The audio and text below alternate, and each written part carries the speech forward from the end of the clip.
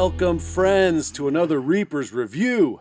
Doug Turner, joined here by my old friend, Stephen Hido, a.k.a. Kid Flick. How you doing, Doug? Today, I'm doing pretty well. I'm excited. Today, we are ranking 90's Best Picture winners. Not runners-up, the winners, and where we rank them out of 10. What do you think about this list? What do you like about it? I think it's going to be fun. I really like this one because if we're doing, our top 10 sports movies, number 10 is your top 10 favorite movie. Whereas this one, this is a list where if you're at the bottom, you lose. Like, you're being ranked here amongst your peers. So 10, 9, 7, 8, you're not doing so hot. Yeah. But that's what I enjoy about this one. We're jumping in right now with my number 10, Best Picture rank of the 90's here. And this film did wonders for swirling pieces of litter in parking lots. And I'm talking, of course, about American Beauty. This one, no film has fallen as far from the top as American Beauty on my list. If we would have done this in like 2000, 2001, American Beauty would probably been like 4 or 5, something like that. And just to summarize, I think the biggest reason, of course, there are great performances. It's a very, I think, technically meticulous movie. I feel like they know what they're doing with every shot, with every nuance of the film. They mean to do that. I think it has the tone is almost kind of smugly self-aware and sort of above the audience, it feels like, in certain ways. And I don't know if that has to do with the fact that the main character, the Lester Burnham character, he doesn't feel like somebody who's struggling enough for me to be a lead in a story like this. It almost finds like he kind of finds his place. And again, it makes for some laughs. And I'm not saying it's not an engaging film or anything like that, but it kind of puts him in a little place above, to me, the audience in a lot of ways. And that's the main reason that this would be number 10 for me. Okay, all right, number 10 is not the same. That is impressive that it was Mendy's first movie. Like, when you look at that, you're like, damn, this dude only directed plays, he understood cinema. Yeah, but, for sure. But yeah, no, point taken. Yeah. Number 10 was very easy for me. It's Shakespeare in Love. Harvey Weinstein at his worst, making the industry love a movie that I don't think anybody ever really loved. It was just, even on the basis, I feel it was like everybody talked about how, like, slick the screenplay was. I always felt it was misstructured. I always felt he found out who she was way too soon in the story. I feel that should have been pushed back by 20, 30 minutes. I always felt like Paltrow was had the charisma of a piece of driftwood. I just never, ever got that movie. I saw it in the theater and was just like, holy crap, that was underwhelming. Like, Affleck's funny in it. Okay. Judi Dench is like Judi Dench in it.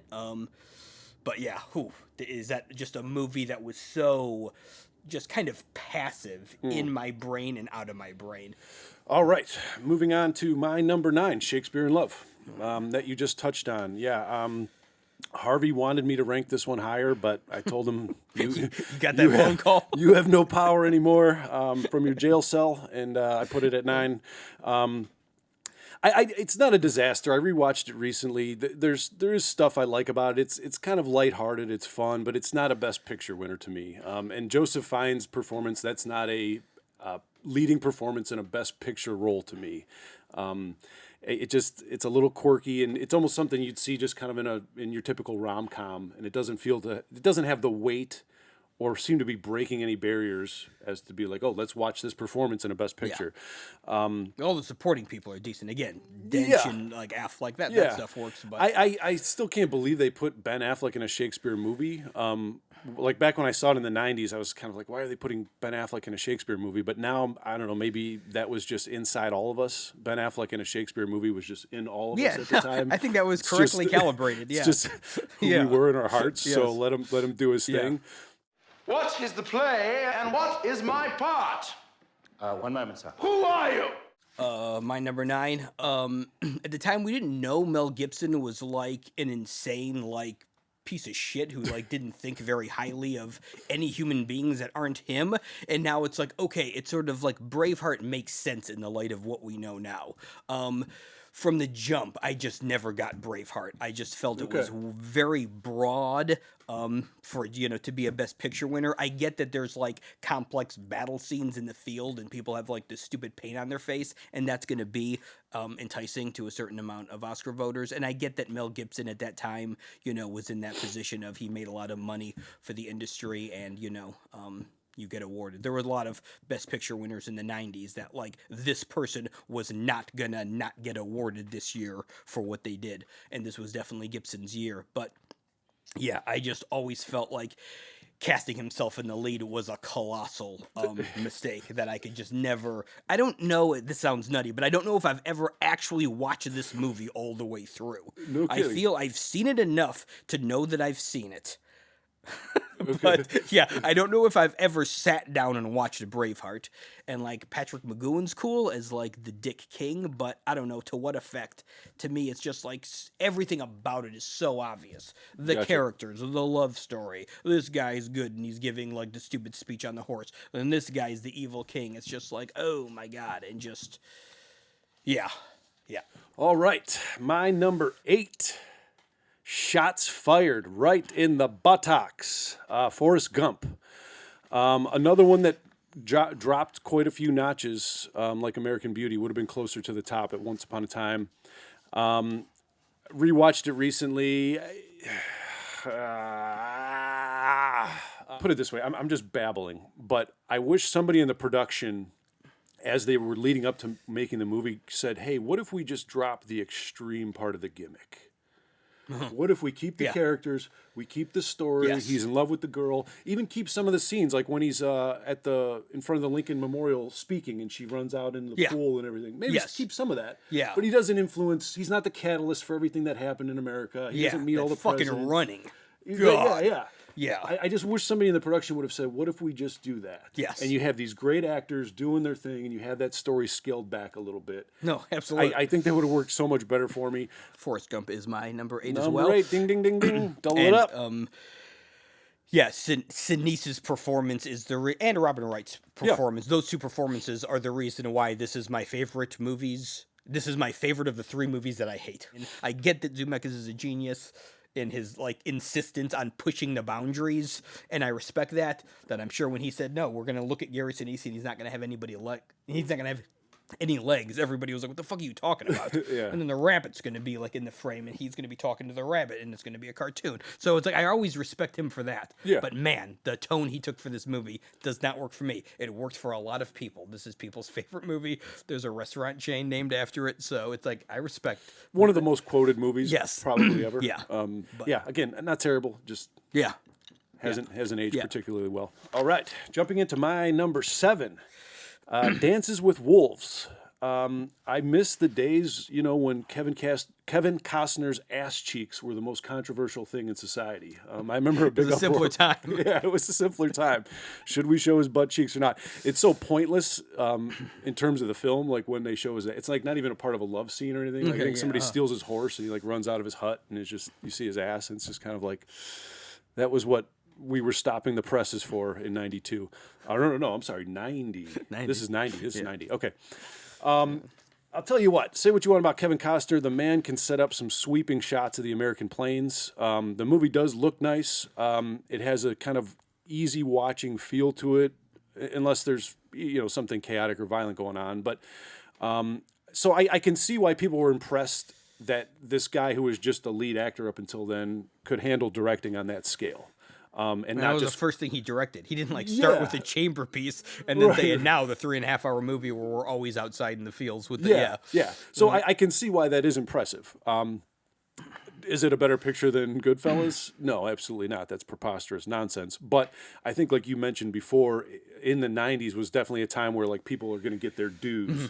And it's just like they would kind of bundle up all the money you made, Hollywood, and all your performances into kind of one thing and be like, okay, make sure he gets it. And you're like, no, but this other person is like the best picture, the best actor. Like, no. Like, like he's a decade due. Like, pay him up. No, for sure. And that's just kind of how the gold statues went at the time.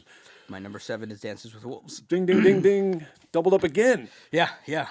Bound to happen 8 and here 7. a little bit.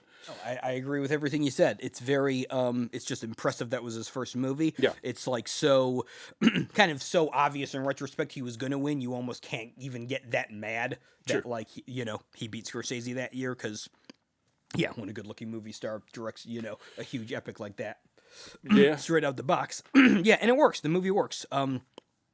I think the only reason I punished it, put it at 7 instead of 6, was it does. I hate the term Oscar bait. And I just feel that's a very like offensive term to most movies that it gets that concept gets levied at. But I do feel Dances with Wolves was Oscar bait. Yeah, Like there's no way in the pre-production meetings of that they weren't like, hey, and if we pull this off and we're like with the Indians in the fields in the tent and it's really long and there's the epic love story and then there's the battle scenes, you could probably win Best Director. They clearly had that conversation. So my number 6 is Titanic. Interesting film. I rewatched it recently. I don't feel the need to watch it a bunch more times. I think when I saw it back in the 90s, it was more about being caught up in the epic sweep of it and the performance and everything, which are great. Performances are great. The direction is incredible. I think what I appreciate now the most is that, Cameron basically takes this event that happened and he runs you through the science and events of how this thing sunk and what happened at different times. But instead of doing that as like a documentary where you're just kind of like, oh, you're following a passionate love story. Yeah. So you can even get the kids, everybody's involved in like kind of, and maybe they're not even paying attention, but if you watch, like he walks you through how that thing sank in each chamber and what happened in the different compartments and all that, the science behind it. And you're following along because you're going along with this rambunctious love story. So I think that's kind of what is the most masterful part of it to me. Cool. My number 6, one Doug already mentioned, a movie that has not aged well. It's almost hard to explain what hasn't aged well about this movie. Yeah, Spacey doesn't help, but it's just, I feel we're all a little embarrassed about how much we like this movie. I know. In 1999. I know. We were all just like so amazed by it. And it's just sort of like, I don't know, it's like ordinary people, but then like a little hyped up. And it's just like, it's not as revolutionary as we all thought it was or like cutesy as we all thought it was, but it's not horrible. Again, it's number 6 on my list. So the thing that puts it at 6, the thing that puts it above, Dances with Wolves is Annette Bening. I think Annette Bening is the one thing that no matter what we think of, just like the cutesiness of it or like the stupid paper bag or like the plastic bag or like, whatever, all the other stuff that hasn't aged super well, man. Yeah. No, she is. She's yeah, great God, in it. Benning's good in that. All right, for my number 5, heading into the second half and getting into my look for today, The English Patient.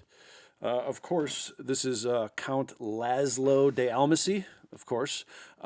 His jacket, I don't quite have that, but I think his had some other little pockets. It's like kind of an aviator's jacket for when you're flying those crazy sweet jacket. planes. You just kind of like need to pull out your coordinates like while you're flying to land on an airstrip in the desert. So don't quite have that one, but I got the look going here. So yeah, it's when I think of Oscar-winning films from the 90s, this is kind of the quintessential one for me.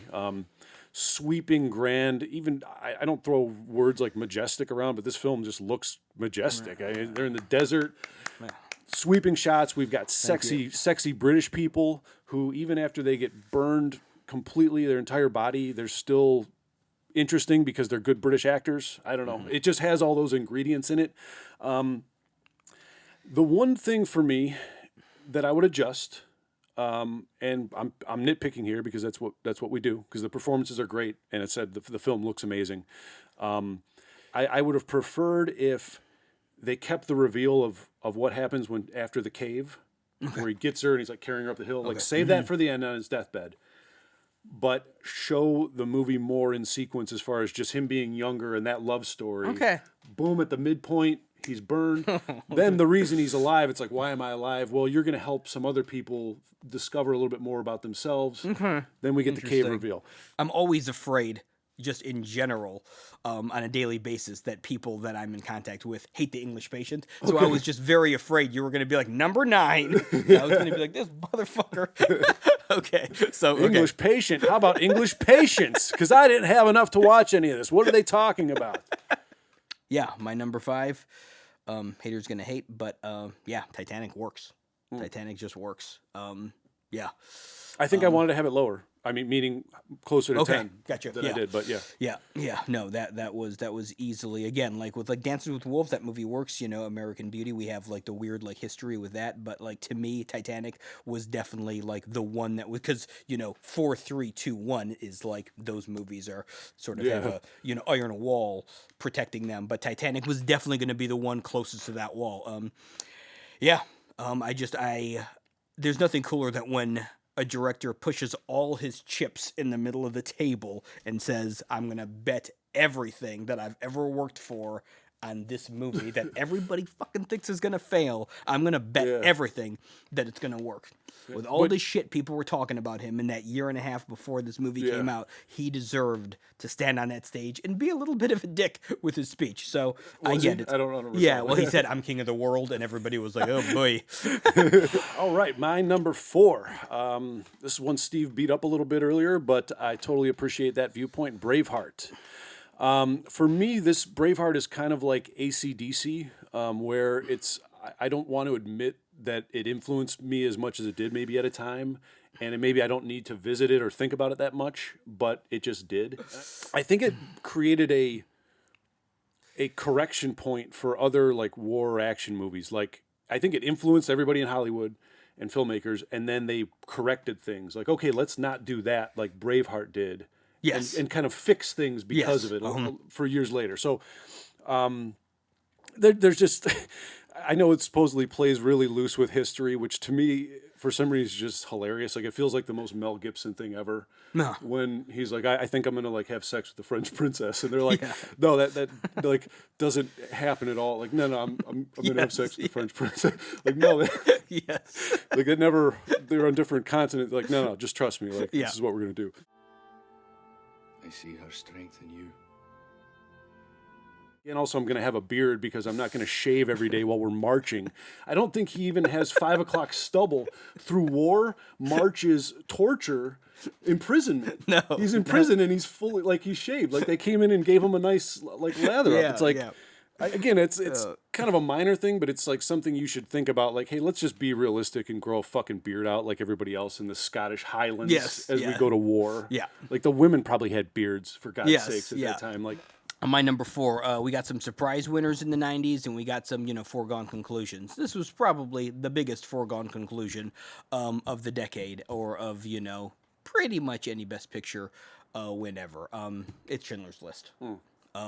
Just, an amazing movie that, was made by an artist was made by the right artist at the exact right time in his career. There's lots of, stories about how, like, Martin Scorsese was going to direct it. There's a story about how Billy Wilder was going to do it in the 80s. God damn, would have that been fascinating. Wow. Wow. But, yeah, man, did the right person make the movie at the right time, and just, wow. I'll dovetail right into my number 3, Schindler's List. Like you said, if there's one that you just, again, this is another one, when I think of the 90s Oscars, this one pops out to me. It's just such a landmark of a film. Performances are great. This one was an interesting one for me as far as memory goes, because I saw it in the theater, and then I saw it maybe 15 years ago, and then I rewatched it recently. And I think because of the scene at the end, towards the end, where Schindler is saying, like, I should have sold this car, I should have sold this pin, like, I could have saved more people, like, what the hell am I doing? I think I remembered him as being more like that the whole movie. And then when you go back, and you're saying maybe he was more of a dick in real life, and probably was, but I forgot how much in the movie he's just kind of like, no, I'm trying to make money, like, get the fuck out of here, like, and just doesn't give a shit about them. And then that's what makes it a better movie, is his character gets, they become humanized to him, and he does care about them, and then at the end you get him like wishing he had saved more people or whatever. Number 3, 1996 was the first year of my life where I started to like intentionally see all the nominees. Like, this is nominated for Best Picture. I think before that it was just like, well, that looks kind of stupid, that looks boring, I'm not going to see that. Where 1996 was like the first time where it was like, well, these 5 things are nominated, so I owe it to myself to see them. But I went to the theater because it was the only one playing English Patient, and I was like, okay, this movie seems kind of nutty and it seems kind of long, and okay, whatever, but this dude was cool in Quiz Show, so I'll go see it. And yeah, I was blown away from from the jump. I know it became fashionable. I feel it becomes fashionable to hate all Best Picture winners, but I feel like that one really took the heat. You know, there were the Seinfeld jokes that people thinking that it was that the movie was in over its head, and I was blown away from the get-go, and that movie always worked for me. The romance work, the scope rate, it does. I can't think of many movies of its era that balance scope with the humanity as well as that one does. Yeah. You know, like you really just like feel how huge it is, and just knowing how the production was sort of a tense clusterfuck of them kind of like begging for money and scraping and just getting that much on the screen. It's just like, jeez, yeah. Cool. All right, jumping to the last two. There are only two remaining for both of us here. So yeah, we'll see how they shuffle out. Yeah, interesting. My number 2 is Silence of the Lambs. Often imitated, never duplicated. Launched a whole line of products. Get your Hannibal Lecter dolls. Get your Hannibal Lecter pillowcases. Hannibal Lecter ranch dressing. I don't know if that's ever happened, but you get the picture. And a whole line of movies, like you said, often imitated. A whole almost genre of movies that it's like, this is going to be the next Silence of the Lambs. Because there's a killer, and there's an attractive woman, and she's a cop. And then and it's like, no, stop. Yeah. You're just embarrassing yourself. Yeah. She needs information, but he's a genius. But he's not going to be forthcoming with that information. Yeah, but this is where it all starts, and if someone hasn't seen it, you've got to go check it out. Just it's one of those ones that it deserves because it won the big five, right? It won picture, screenplay, director, actor, actress. Yeah, adapted screenplay. Yep. Boom, all across. I think it absolutely deserved all five still to this day. I don't recall what other films were up that year, but I don't think anything comes close. Well, there are some big ones, but we'll get to that. Okay. So yeah, it stands the test of time. The only reason it is not number one for me has to do with just more personal viewing type of thing. I consider it nearly a perfect movie. Nice. Okay, we did flip. Okay. I got two Unforgiven. I've said it before. I'll say it again. I grew up in a house where Clint Eastwood was like Jesus to us. So and that career was just so perfectly encapsulated and kind of deconstructed with Unforgiven. I don't think a movie has ever used a actor's baggage, and not necessarily in the bad sense, but like used their like persona as well. Like if you would have cast somebody else in that, the movie almost wouldn't have made any sense. But that character being that person, you didn't need a lot of explanation about the shit he was capable of because it was Clint Eastwood. So every person he fucked up in a movie was in your head when you watch that. Yeah. And man, that was obviously not lost on Clint Eastwood. Yeah, every time that character opens his mouth, you're like, man, that is true. It is a hell of a thing killing a man. It's like, you obviously don't know what the fuck he's talking about, but man, does he just sell that character. All right, well then my number one has to be The Unforgiven. Hugely influential film on me at a certain time in my life. I think it was the first time maybe where I watched a movie and fully grasp it, and it was an anti-hero film. Okay. Because this is, I've probably seen this around like 11 or 12, and I'm just kind of like used to like, no, like the hero like says like we're gonna do the right thing. Yes. And then in the third act of this, when it hits and like you see him riding into town and you see the bottle hit the ground that he just finished drinking, you're just kind of like, oh dear God, like, like we're in for it. And that's what makes the film so great. It's like you're rooting for him to just go scorched earth on everybody, and Gene Hackman and the way he does. So yeah, all around great performances. Love the film. Have seen it probably at least 10 times, and we'll see it who knows how many more because it just really stands up for me, and one of my favorite Westerns of all time as well. Number one, The Unforgiven. Nice. Yeah, my number one is Lambs. I've called this movie the hardest movie to go to the bathroom during. If you were watching it in the theater and somebody was like, okay, I really gotta go take a piss.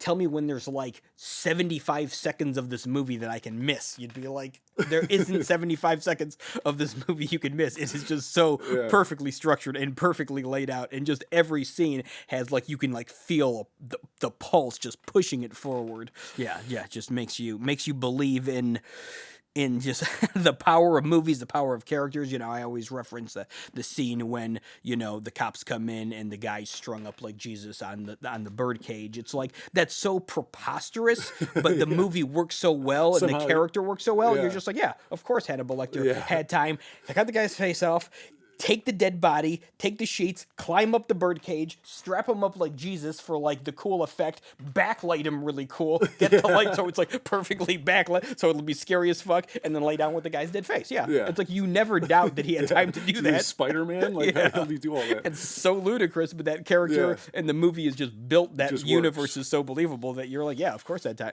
Yeah. can do that. Yeah. Yeah. For some reason, my daughter does that. That From the movie? well, probably like through YouTube or Okay. like some derivative. Okay, And gotcha. she has no like she was doing it the one day. Like I was just sitting like on the couch and she's like over my shoulder. My daughter's 8 and she's like, I'm like, what are you doing? Like, what are you? And again, some YouTuber or Yes. some Yeah. trickle down. Yes. But again, that's the influence of Silence of the Lambs. No, absolutely. Yeah. Pop culture and everything. So cool. Well, that about does her. nice. About wraps her all up. Our top 10 from the 90s best pictures. I really enjoy this format. I want to do some other Yeah. decades Yes. because it gives us the opportunity to not only praise films we like, but say some things about ones we don't because they have to be on the list. Yeah. So that makes it fun for me. Yeah, and we can have fun. We can do like best actress from the 80s. It's endless. Yeah, You know? mess around with a little Yeah. bit. So more to come, more reviews, more content. Right. So that's it. Signing off again. Doug Turner, Reaper's Moon Productions. Thank you, Stephen Hido, a.k.a. Kid Flick, for joining and jumping in. Until next time.